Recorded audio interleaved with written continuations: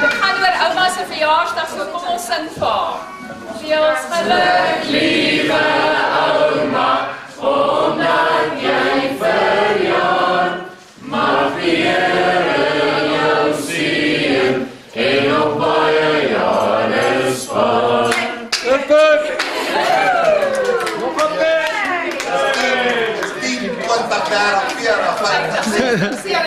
Ons gaan lank besig wees. 'n Goeie raad vir almal. 'n Goeie raad gee. Ja. Dat is baie goeie raad.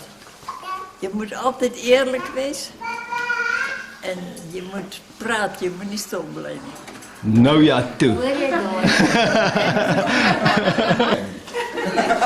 Wat van lekker verjaar? Hier is die studente ene. Kom. Lekker verjaar, man, lekker verjaar. Lekker verjaar, man, lekker verjaar. Lekker verjaar. Meer prevent. Ja, van die geld mag.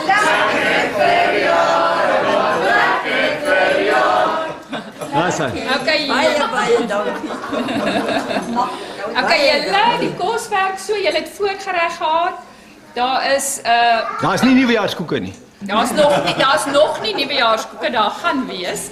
Daar's groentesop met balletjies in. Chantel het altyd gepraat van balletjiesop. En daar's ouma se ertjiesop en dan's daar stampot andijvie. Daar's Hollandse rookwors en ander wors.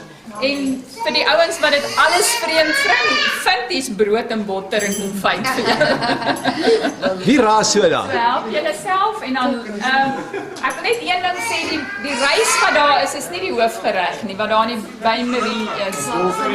Ons gaan net die deksel oplos. Dis vir die nagereg.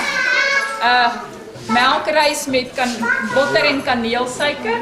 Nou later sal ons koffie en al daai fancy nuwejaarskoeke As hy dit gaan reg en botterkoek en al die lekker dinge.